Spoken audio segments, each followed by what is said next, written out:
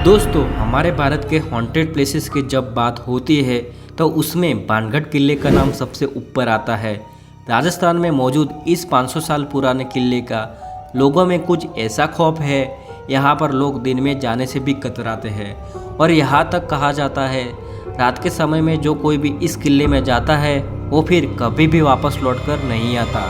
इसीलिए सरकार ने भी खुद बाकायदा बोर्ड लगाकर रात के समय में इस किले में जाने से प्रतिबंध लगाया है। और दोस्तों, खौफ का आलम यह है कि रिजर्व्ड एरिया घोषित किए जाने के बावजूद भी भारतीय पुरातत्व विभाग ने डर की वजह से आज तक यहाँ पर अपना ऑफिस नहीं बनाया है। तो फिर बाणगढ़ के इस किले का इतिहास क्या है और आखिर क्यों आज इसको इतना ज़्यादा खौफनाक और भुताहा माना जाता है, ये सब हम हमारी आज की इस वीडियो में आपको बताने वाले हैं। दोस्तों, बाणगढ़ के इस किले का निर्माण आमेर के शासक राजा भगवान दास ने सन 1573 में अपने छोटे बेटे माधव सिंह के लिए करवाया गया था। उस समय यह किला पूरी तरह से खुशहाल हुआ करता था और इस किले के अंदर चारों तरफ लोगों की घनी आबादी रहा करती थी। लेकिन फिर अचानक से ऐसी अनहोनी हुई जिससे इस किले की खुशियाँ हमेशा के लिए ख़त्म हो गई और एक समय खुशहाल नज़र आने वाला ये किला भुताहा जगह में बदल गया। लोगों के मन में इस किले का ऐसा खौफ बैठ गया कि उन्होंने इसे छोड़ना शुरू कर दिया, जिसका नतीजा ये हुआ कि यह किला और इसके आसपास का इलाका पूरी तरह से वीरान हो गया। आज भी ये किला सैकड़ों सालों से इसी तरह से वीरान पड़ा हुआ है, जो कि दिखने में बेहद ही खौफनाक नज़र आता है। इसके बारे में लोग ये बताते हैं कि किले से लोगों की चीखने, चिल्लाने, रोने और घुंघरुओं की रहस्यमय आवाज़ें आती है। साथ में बहुत से लोग ये दावा करते हैं जो कोई भी इस किले में रात के समय गया है वो फिर कभी भी वापस लौटकर नहीं आया है और यही वजह है कि दिन में भी बहुत से कम लोग इस किले के अंदर जाने की हिम्मत कर पाते हैं। अब ऐसे में ये सवाल तो मन में ज़रूर आता है, आखिर इस किले के साथ ऐसा क्या हुआ था कि इसको इस तरह से स्थापित और भुताहा माना जाने लगा। असल में इस किले के हॉन्टेड होने के पीछे लोगों द्वारा एक नहीं बल्कि अलग अलग कहानियां बताई जाती है, लेकिन उन सभी में सबसे फेमस, जिस पर लोगों द्वारा सबसे ज़्यादा भरोसा किया जाता है, वो है राजकुमारी रत्नावती की कहानी।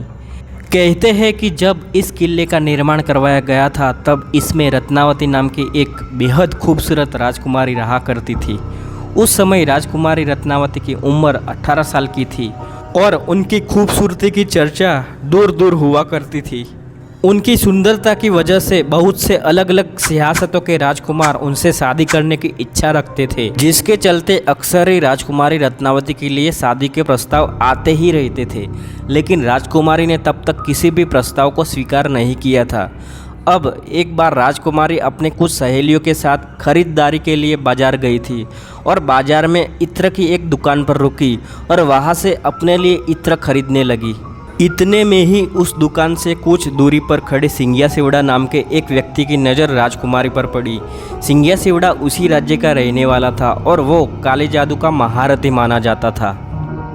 राजकुमारी रत्नावती की सुंदरता को सिर्फ एक ही नज़र में देखते ही सिंगिया उन पर पूरी तरह से फिदा हो गया और वो टकटकी लगाए राजकुमारी को घूरता रहा और उसी पल उसने अपने मन में यह तय कर लिया कि वो राजकुमारी को किसी भी कीमत पर हासिल करके रहेगा। क्योंकि वो तंत्र मंत्र और काला जादू जानता था, इसीलिए उसने राजकुमारी के पसंद किए हुए इत्र की बोतल में से एक बोतल चुपके से उठाई और उस बोतल पर कुछ तंत्र मंत्र करके उसे धीरे से वापस उसी जगह रख दिया।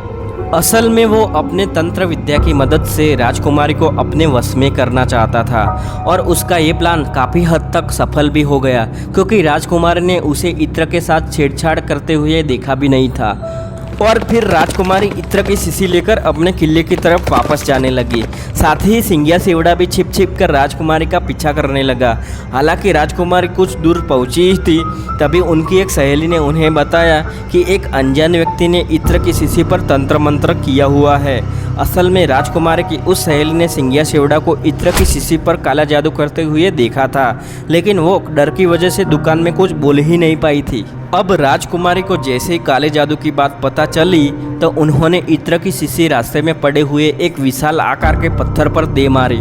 पत्थर पर पड़ते ही वो शीशी टूट गई और सारा इत्र उसी पत्थर पर बिखर गया। और दोस्तों इसी तरह से इत्र पर किया गया वो काला जादू उस पत्थर में आ गया, जिसके बाद वो पत्थर खुद ब खुद लुढ़कते हुए सिंगिया सेवड़ा की तरफ बढ़ने लगा। दरअसल सिंगिया ने उस इत्र पर ऐसा जादू किया था कि जो भी कोई उस इत्र को लगाता तो वो खुद ही उस तांत्रिक सिंगिया की तरफ खींचा चला आता, जो कि वो इत्र पत्थर पर लग गया था। इसीलिए वो पत्थर तेजी से उसकी तरफ बढ़ने लगा और पत्थर ने लुढ़कते हुए उस तांत्रिक सिंगिया को कुचल दिया, जिससे कि उसकी मौत हो गई। लेकिन मरने से पहले सिंगिया सेवड़ा ने यह साफ दे दिया कि राजकुमारी समेत इस किले में रहने वाले सभी लोग एक दर्दनाक मौत मरेंगे और उनकी आत्माएं हमेशा के लिए इस किले में भटकती रहेंगी।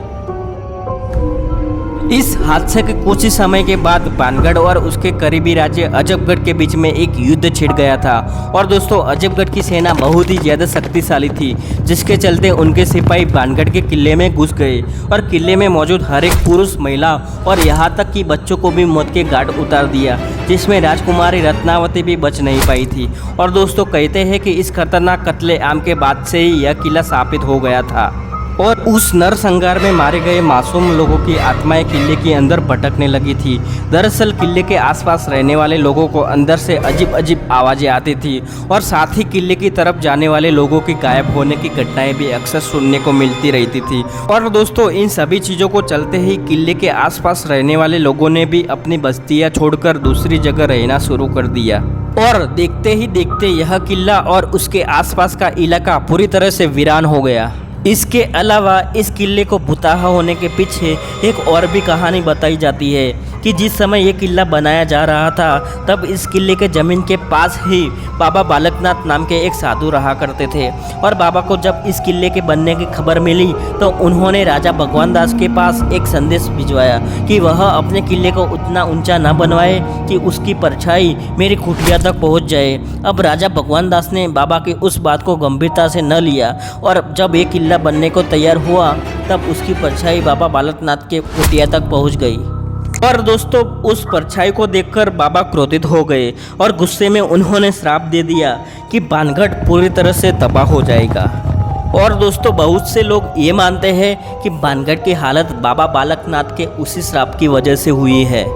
इसके अलावा एक कहानी ये भी बताई जाती है कि बानगढ़ में एक युद्ध हुआ था जिसमें बानगढ़ के सिपाही पूरी तरह से हार गए थे, लेकिन बानगढ़ के राजा और उनके परिवार के दूसरे लोग अपनी जान बचाकर वहां से भागने में कामयाब रहे, क्योंकि उन लोगों ने किले के अंदर अपना काफ़ी सारा खजाना छुपाया हुआ था।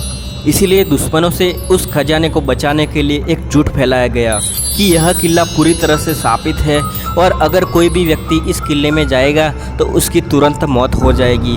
और दोस्तों खजाने को बचाने के लिए फैलाई गई ये अफवाह लोगों ने सच मान ली और बानगढ़ का यह किला हमेशा के लिए हॉन्टेड समझा जाने लगा। दोस्तों यही थी बानगढ़ किले की कहानी।